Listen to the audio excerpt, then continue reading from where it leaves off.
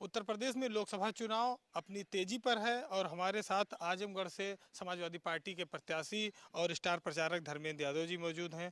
धर्मेंद्र जी, जो लोकसभा का चुनाव है, बीजेपी दावा करती है कि हम 80 में 80 जीतेंगे। इंडिया गठबंधन की क्या स्थिति? देखिए, अब बीजेपी के दावा पर किसी को यकीन नहीं रहा और इसलिए यकीन नहीं रहा कि 2014 या 13 से शुरू करके आज तक बीजेपी ने जितने दावे किए सारे खोखले निकले। 14 के अगर दावों को याद करो तो महंगाई कम करने की बात की थी, बेरोजगारी खत्म करने की बात की थी, 2 करोड़ रोजगार देने की बात की थी, स्विस बैंक से सबके काले धन लाके सब गरीबों के खाते में 15 लाख पहुंचाने की बात हुई थी, डॉलर के मुकाबले पर रुपए की वैल्यू बढ़ाने की भी बात हुई थी, तमाम तरीके से देश नहीं बिकने दूंगा के भी नारे दिए गए थे। हर तरह के नारे बीजेपी के लोगों ने दिए और लोगों ने यकीन भी किया था। देश की जनता ने प्रधानमंत्री जी की बात पर बीजेपी लोगों पे यकीन किया और लगातार 2 बार मौका दिया। 10 साल का पूरा पूरे बहुमत की सरकार दी कि काम करें, कोई बहानेबाजी का मौका ना मिले बल्कि खुल के काम करें। लेकिन बीजेपी के लोगों ने बजाय अपने नारे और वादों को पूरा करने के केवल देश में सांप्रदायिक माहौल फैलाने का, केवल देश में नफरत फैलाने का, केवल देश में आरएसएस की विचारधारा को फैलाने का, केवल देश में अपने कुछ उद्योगपति, चुनिंदा उद्योगपति मित्रों को फायदा पहुंचाने के अलावा बीजेपी ने कुछ नहीं किया। जहां कहा था देश नहीं बिकने दूंगा, वहां रेल, तेल, हवाई जहाज, हवाई अड्डे, बंदरगाह, बैंकें, बीमा, टेलीकम्युनिकेशन सब बेच दिया बीजेपी के लोगों ने। जहां कहा था कि बेरोजगारी खत्म करेंगे, वहां बेरोजगारी की दर आज तक स्वतंत्र भारत में देश में सबसे ज्यादा है। जहां बीजेपी के लोगों ने कहा महंगाई खत्म करें, तो आज तक देश की सबसे ज्यादा महंगाई बीजेपी का रहा।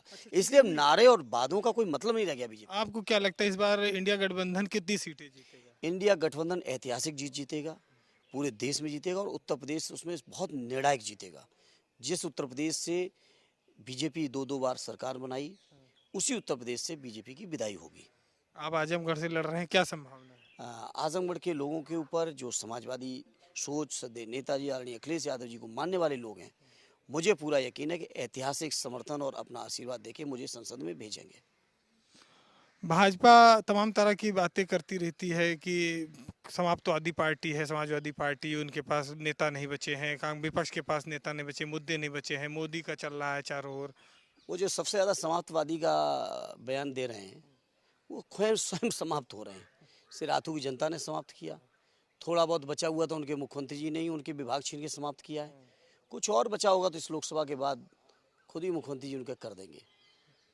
बदायूं में टिकट बदला गया, बार बार टिकट बदला जा रहा है, इस पर लोग बहुत आलोचना करते हैं आपकी पार्टी की। नहीं, लोग आलोचना करने वाले कर सकते हैं, लेकिन बदायूं का अपनी एक पार्टी की रणनीति है और मैं कल खुद बदायूं आदित्य के नॉमिनेशन में था।